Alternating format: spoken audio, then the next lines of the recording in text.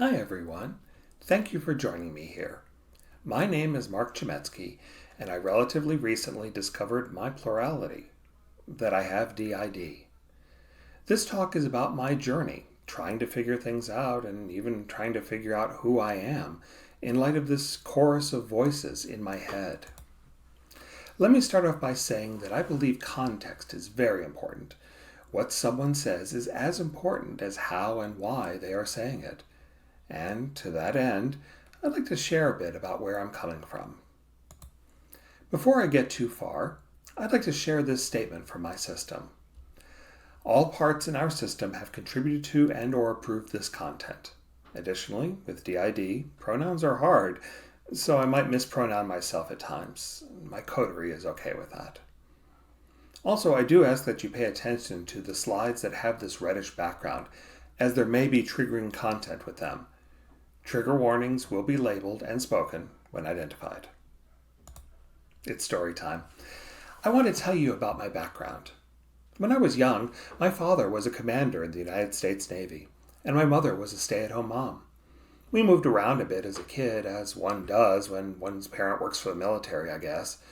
We spent a few years between Virginia and Maryland before ultimately settling down in Bath, Maine for my elementary school years. Bath was a rather idyllic community, at least I thought. It looked at the population stats, and I was surprised to see that there were more people living there then than in the township where I live now. It didn't feel that way as a 6-year-old, but it was quiet and safe. I could ride my bike all over town and nobody worried. That's when I first started getting into computers. I would spend hours upon hours every week at the local Radio Shack, sitting myself in front of their TRS-80 Model 1 computer. They didn't mind. Perhaps they were amused by this. I would have been 11 or 12 back then. Maybe they knew that me learning computers would be important someday. Who knows? But I'm ever grateful that they let me learn so much in that store. My parents separated and divorced when I was 12, and my mother and I moved to North Carolina, where I ended up attending the North Carolina School of Science and Mathematics, a public residential school. After NCSSM, I went to Carnegie Mellon University, where despite not being able to afford to go there full-time due to the cost, I did ultimately graduate with a bachelor's in math. Believe it or not, they didn't have a computer science program for undergraduates back then. After graduation, I worked for a few software companies. Perhaps you've heard of one or two of them. But Mark, I can hear you say, that sounds like you've had a successful life and career. What does that have to do with this talk? You're right. That's not the whole story. That's just how I'd remembered it until about 2 years ago. That's when I realized that the story of my life was different. I just hadn't realized it yet. And so we get to the second question. Why am I here, giving this presentation to all of you? To get to that answer, we have to take a journey through time. Please note that the story I'm about to tell is about the journey, not the destination. I'm not here to say that any of the things I've learned will help you. On the contrary, every person's journey is different, and all I can do is share my own experiences and thoughts. Maybe you'll take something away from it, and maybe you won't. And that's exactly the point. I started working for Google in late 2016. During my time there, my mental health issues started to get worse. I guess I hadn't realized how stressful that environment could be. My plural story, though, really starts on Wednesday, August 1st, 2018. I don't really remember too much about that day, but what I do really remember was lying in bed under the covers after I had come to the conclusion that I couldn't even get out of bed, while I just continued crying for reasons beyond my comprehension. Well, I was thinking about that, and I was thinking about something my psychiatrist had mentioned a year earlier, that a handful of his patients had had success with ketamine infusions for depression. Although I had poo-pooed at the idea back then, at this point, I had nothing left to lose by trying. So, Google was searched for where I could try treating my depression with ketamine, and an appointment was made. I'd begun my journey. For the next year or so, I had a new treatment regimen. In addition to starting therapy for job stress and depression, I was also receiving ketamine infusions every week or two, depending on how my mood was holding. I'll be completely honest. I don't remember much specific that I had discussed with my therapist back then. Oh, I know I learned good skills and techniques to keep myself as much out of the depression as possible, but that wasn't the big thing. For the first time in decades, I felt as though I could really see the sun shining. All the prior days had been poor replicas compared to the joy I started feeling as my depression finally receded into the shadows, offering me temporary respite from the emotionless grays I'd become so used to. During the time that I received the ketamine treatments for my depression, I found that talk therapy had become surprisingly effective.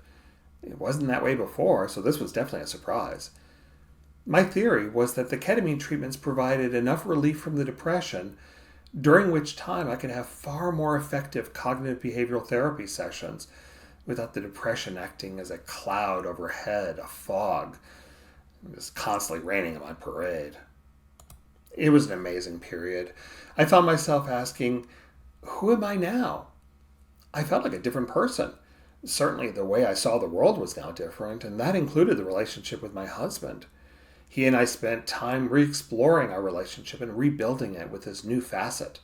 It was a hard transition for both of us, but it's been so incredibly rewarding also for both of us. Things were going so well at that point, I was able to discontinue talk therapy since everything in my day-to-day life was going well enough. But then something unexpected happened to everyone.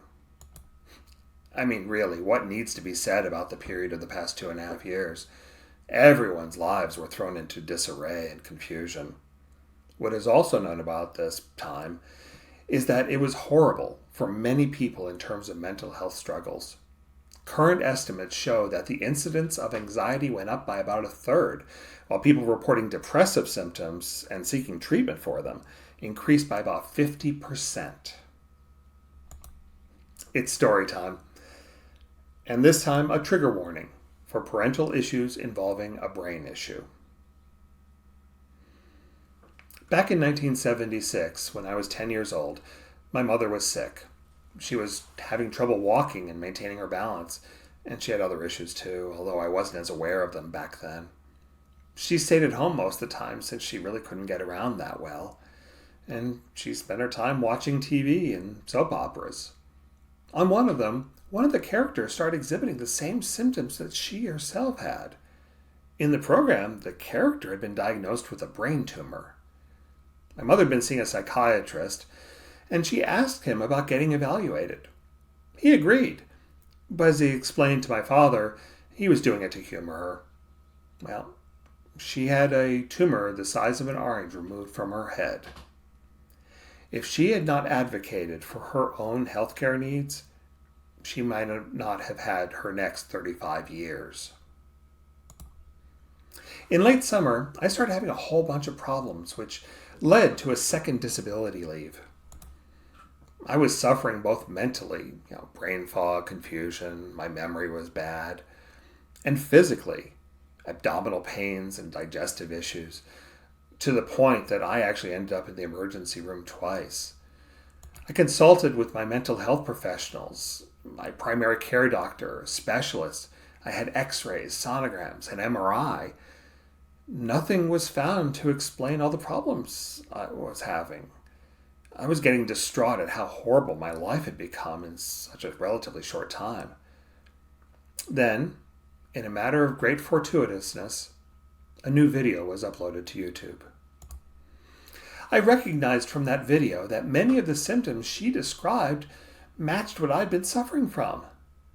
Could it be explained by a chronic case of serotonin syndrome? I was taking several serotonergic medications, so it was within the realm of possibility. I presented my findings to all members of my care team, and each agreed with my assessment. I worked with my psychiatrist to reduce my medications, and as I did, the symptoms went away, and I started feeling better. What the heck was going on in my life? What had happened to trusting my doctors to expect them to have my best interests at heart?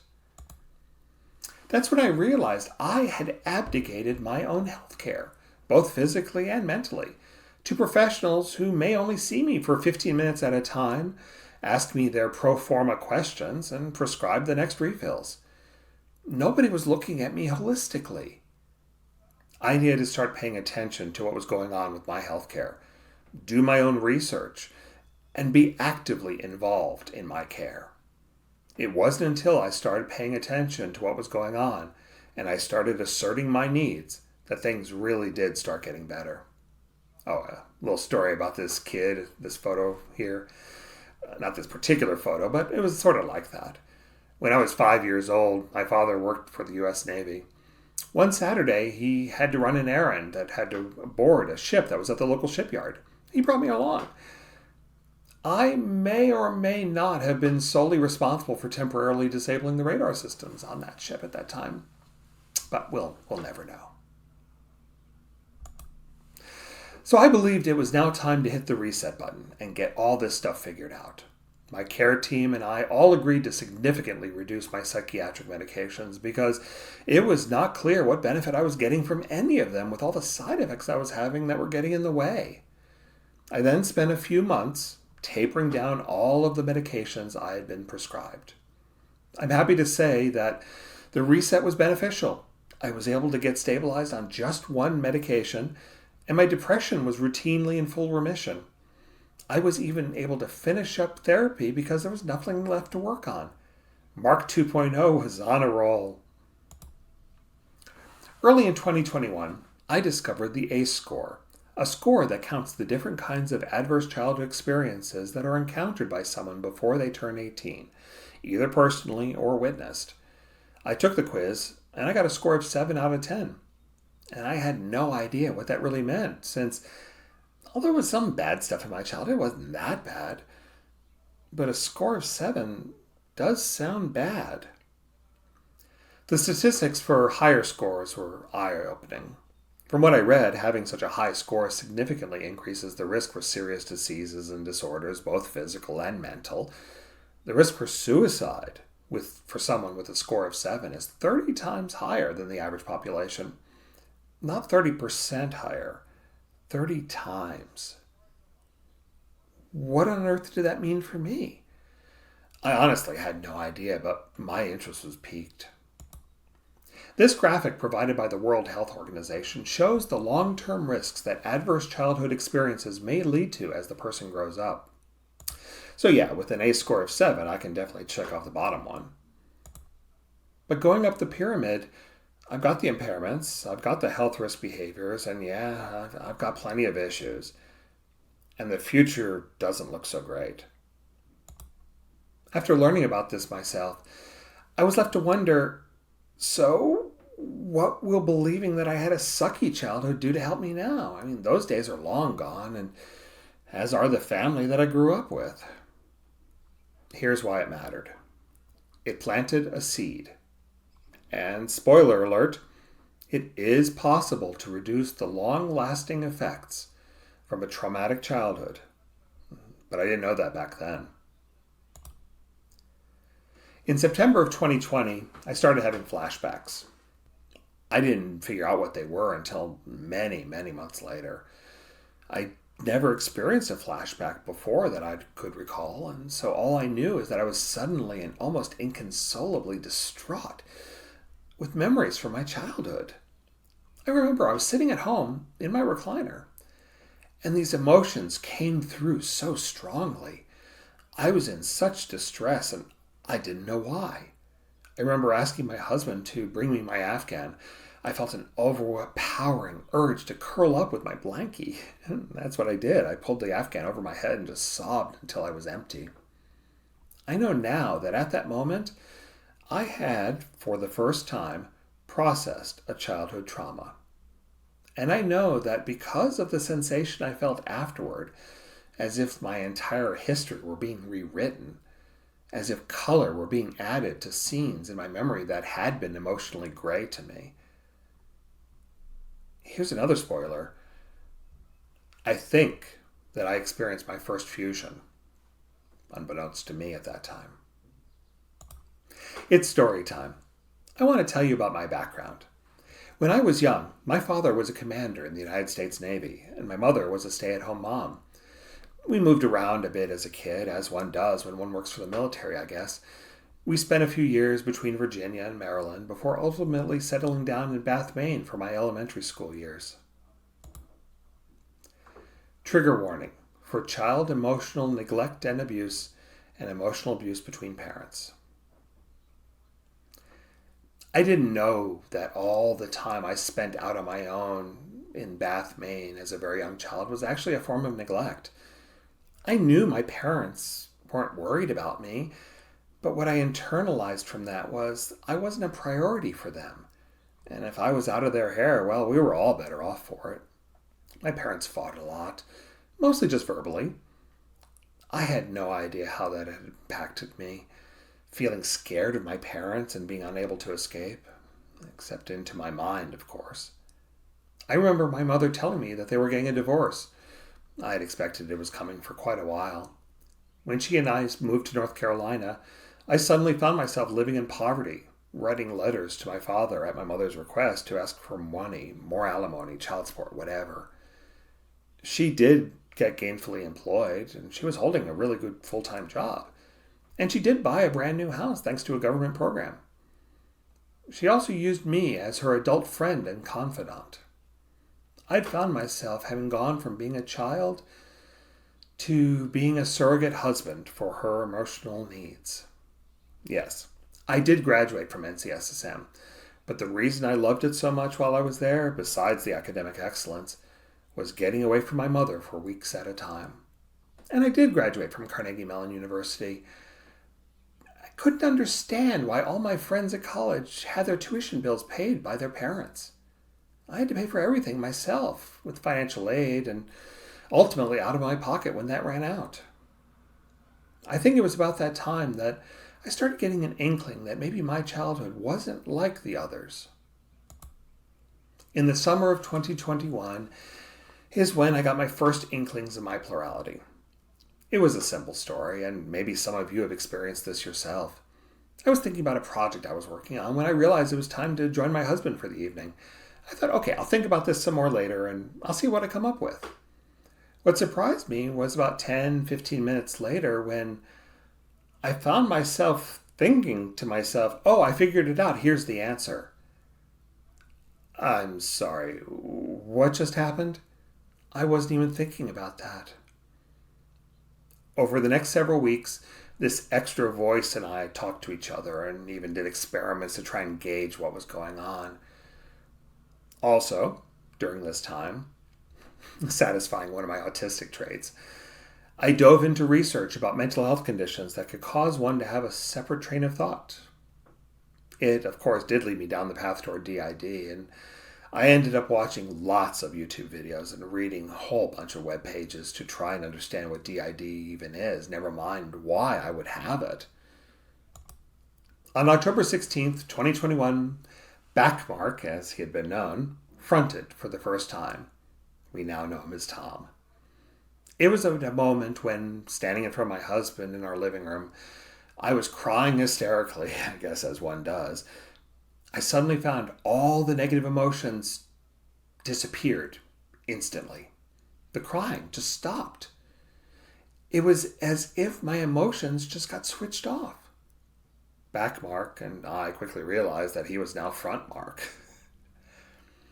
That was a rough few weeks, as you can imagine. Tom and I did more experiments. With him fronting, there were more things to try. We settled into a basic routine, and I continued to learn about this new thing that was happening to me. I did read that people who started off with one altar eventually did find others. But what I realized is that I needed to go on short-term disability again. I knew that I would need to focus my efforts on my mental health. And I'm extremely fortunate that Google has a very generous leave policy for its employees, as this was one of the best decisions I've ever made in terms of managing my mental health. A month later, the day before Thanksgiving, I did meet the rest. Barb, Blaine, Kevin, Carol, Celestia. There is one last bit of context that you need to help explain why I'm here now. In going through the self-discovery of my DID system, I scoured the internet for anything I could learn. I read a few books too, and here's what I took away. People with DID that I found on the internet are typically younger, often female or maybe trans. I saw very little of the way in the way of cis men, and almost nothing in terms of older cis men with gray hair like I have. Shout out to Chris and the Infinity System for being one that I did find. Their body age is close to mine, and they also discovered their DID late in life.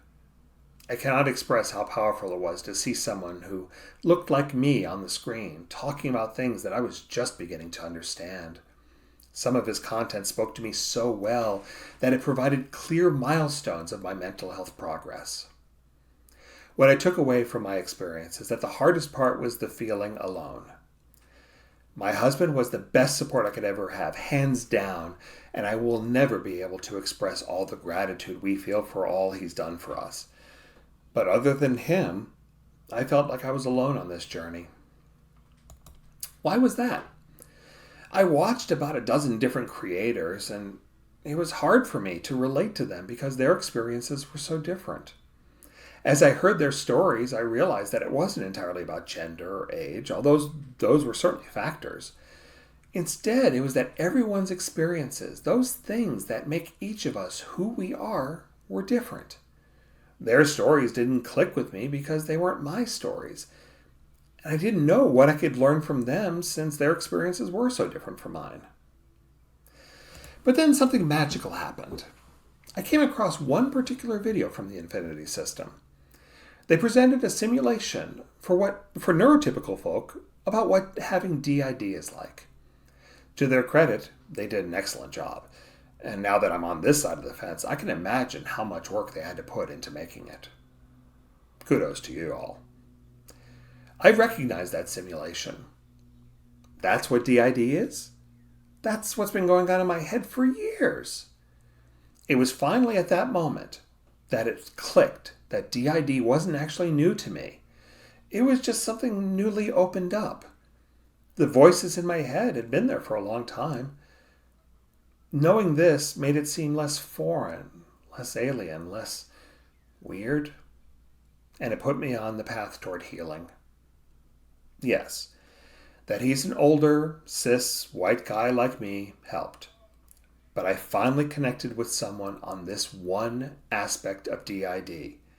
And finally, I wasn't quite so different. At that moment, I realized what I needed to do. I had been looking for a role model to follow, someone who had been on the same path that I had been on, so I could learn from their experience and follow their examples.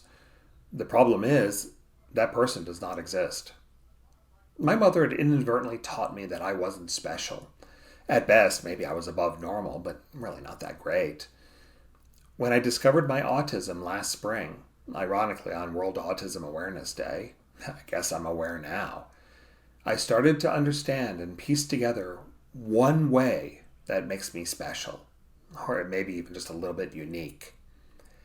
As of a couple months ago, there were an estimated 334,659,863 people in the United States. Over 3 million of them were born in 1966, like me. There are about 1.6 million 55-year-old men in the United States, like me. All right, I'm going to admit freely here that the math from here goes on. It breaks the rules of probability and statistics, but just go with me on for this, okay? So let's go further. Of those 1.6 million 55-year-old men, did you know that only about 45,000 of them are gay, like I am? And among those fellows, about 1,700 are also autistic, also like me. The current prevalence rate for DID in the United States is estimated to be about 1.5%, but the ratio of men to women with DID has been estimated as 1 to 9. This would mean that about 0.3% of men have DID. So, I am a 55-year-old man who is gay, autistic, and plural. By the math here, there are only about 5 people like me in the entire United States with all of these attributes. It was folly to believe that I would be able to find lots of people who were just like me, going through the things that I did. This means that I'm going to have to work harder to figure this out on my own. So I opened myself up to the possibilities of living in a positive DID lifestyle. What could that look like? What would I want it to look like? So I started watching the DID creators' content again. This time, finding those particular things that made me think, I wish I had that in my life. After absorbing all of that content and meeting and talking with new DID friends online, what was I able to take away that has brought me to this level of functional multiplicity that I had feared was unattainable? Early on, I realized that one part's actions can affect another part's feelings. In the first few days after I met everyone, Barb told off one of my friends. Perhaps rightfully so, but it could have damaged the relationship. We were able to come to consensus that we have to interact with the outside world in a way that is not negative to any one of us. I realized that I was getting anxious whenever another part would front. We worked really hard on reducing the anxiety by getting our switches to be mostly seamless, and I, as the de facto host, established an open fronting policy. Any part may front at any time they wish without asking. I did this to demonstrate my trust for the parts in my system explicitly. I also did it because I don't know if someone fronting will cause me to be anxious about what they're going to be doing. So this policy was for me too. I noticed that when parts would talk to me in my head, sometimes I wasn't sure which part said what, and I'd focus on it, trying to figure out who said it, and ask around in my inner world. It wasn't sustainable like that. So acknowledging that I'd been thinking in this particular neurodivergent way for as long as I could remember, I established an open talking policy. Any part who wants to chime in during our co-conscious conversations is absolutely welcome to do so. And I'm not going to worry about who said what. I'd come to realize that all of these parts were really and truly parts of me. They were all me and not me at the same time. Most importantly, they're contributing to us all having the best life we can. And I absolutely respect that. This only works if we are honest with each other. And I mean both the parts within my system and also like the relationship with my husband. My husband and I agreed early on to be direct and honest about our mental health struggles because we knew how important it was. To hide that we were struggling just means we wouldn't be able to get better. Mental health can be challenging, even downright hard AF. But we cannot help those in need if we have not taken care of ourselves first. My husband and I both agree that if we are not in a good place to help the other, that's okay. We can step back. We know that one person struggling while trying to help the another in crisis just won't work for anyone. This one is most certainly not for everyone, but it works for me. I'm privileged enough to be in a situation where I can do this. If my 4-year-old Carol wants to go shopping with my husband in our local warehouse store, we're fine with that. I don't know whether someone's going to look at askance at us or anything like that, but I'm fortunate to be in a position where I don't have to care. And I attribute this one to being autistic. In a sense of fairness, it bothered me tremendously if Mark is given credit for something, let's say, Blaine did. So we decided to be out of the DID closet. Now, Blaine doesn't care so much about getting the work as long as he gets to do the work, but it's important for me, and so this is the path we've chosen. Again, we know this is something that most others cannot do, but it works for us. So, all of that having been said, here's what I would really like you to take away from this talk. None of that matters. Just because that all works for us doesn't mean any of it will work for you. Hey, if one of those things works for you, great. But it might be none of them. And that's okay. And that's the point. I had finally come to realize that the reason I couldn't find a role model to help me through this identity crisis that I was having was that I was looking in the wrong way. In some sense, all of the YouTubers and TikTokers and people posting on Facebook and Reddit, They were all my role models, but maybe just each in one particular way. You get to pick and choose what you want your role model to be like. You get to decide who you want to be. And if you don't know how to get there, find those little bits that look like something you aspire to and bring them into yourself. Build yourself up from the good things that you see in others. I also noticed that these people had something in common as well. Each of them had discovered their DID and sought communities for a sense of belonging. Not finding that, they started building their own. I am in awe of these pioneers who came before me, saw a barren landscape, and planted many, many seeds from their own experiences so that future generations like us wouldn't have to feel alone. Looking back at those first ones who came out of the DID closet for the rest of us, I now see that each of them was a bit of that role model I was looking for. Sure, I'm not trans, nor are any of my parts at this time anyway. So maybe those creators aren't talking to me about that stuff. But maybe a different video of theirs, they're showing how they use art to express locked away feelings. That's beautiful, and I can definitely take something from that. These systems, perhaps in defiance of societal expectations, show they have pride in their systems, just like I want to have. They're doing all of this because they want to help others, just like I want to do. They're strong enough to face the challenges that this life can bring them, just like I want to be. They love themselves in a way that I'm only just beginning to understand. And they taught me that it's not just DID that brings us together. Sometimes it's the piles of shit we've been carrying with us for far too long. There is bittersweet comfort in seeing that others have the same struggles we do, that we're not alone. So, who are we? Well, here's the answer. We are the amalgamation of all those good bits we've taken in from those around us. One person's fortitude, another's happy-go-lucky nature, his sternness, her ability to laugh at the ridiculousness of it all sometimes, and that one individual who shared that really hard story in a vulnerable moment because they knew that people needed to see and hear to know that they weren't alone. I hope to embody all these positive traits. I want to take from each of them to form myself as the role model I wish could have existed when I first started looking. And the reason why we are here is that we want to be a role model for others in our own special, unique way. And maybe someone will catch a glimpse of something that looks like them. Thank you.